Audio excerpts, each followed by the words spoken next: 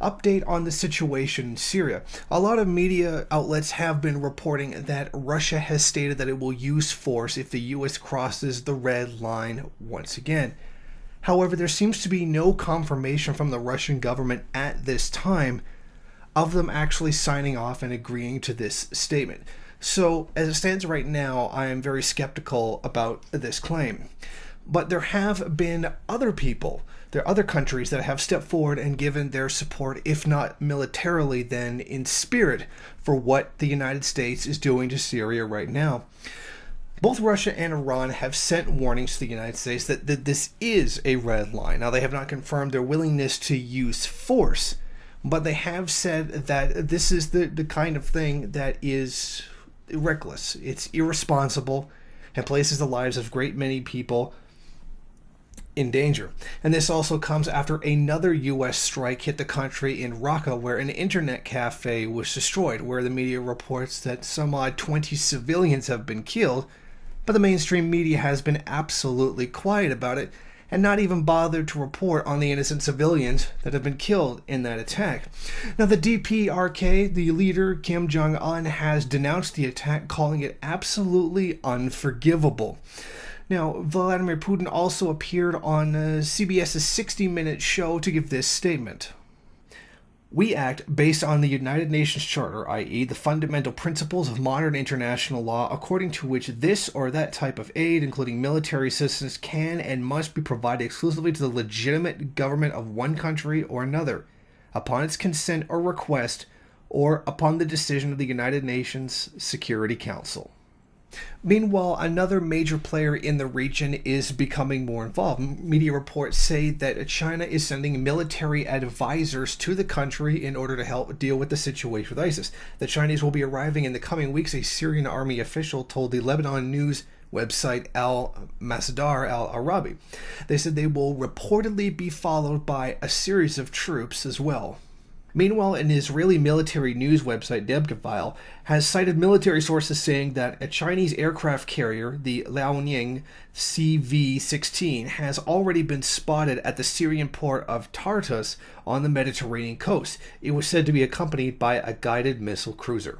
So as we can see, the actions of the U.S. in carrying out this illegal bombing of a sovereign nation, attacking its military outpost, which was used to fight the terrorists that the United States says that they are there to help them carry out, is just making the situation entirely worse.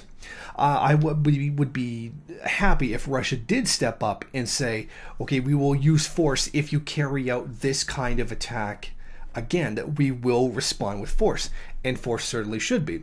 Now, there has been reports that after Russia pulled its agreement with the United States over, safe air travel within the country, that the Syrian government did open fire on a few U.S. warplanes in the country. And then this was supposedly the justification, or this was the reason for the retaliation that the United States carried out in bombing the internet cafe inside of Raqqa. They claimed that they were fighting ISIS, but the timing of the strike is entirely suspicious given their previous actions. As this situation continues to develop, as the United States seems absolutely determined to carry out these unlawful acts with the sole purpose of getting rid of the legitimate government of Bashar al-Assad in order to forward U.S. interests, it's threatening to break out into a larger world war, something that the United States seems completely oblivious to, and a threat that grows with each day, with each act that the United States carries out. Already we have now Iran pledging serious support for Syria, with the possibility of even sending troops to help defend the country should the United States carry out a straight-out ground invasion.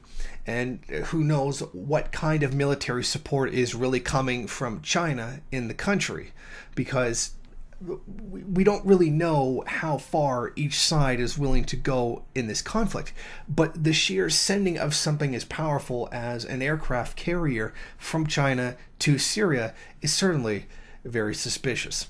It is of the utmost importance that the United States back off on its unlawful drive towards Syria and its absolutely inhumane campaign towards the country. This reminds us why we really must step up and people in the first world especially must oppose the imperialist actions of its own government.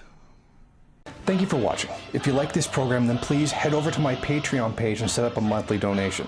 It's your donations that keep this program running. Also, if you would like, please rate, comment, subscribe, and share in various social media.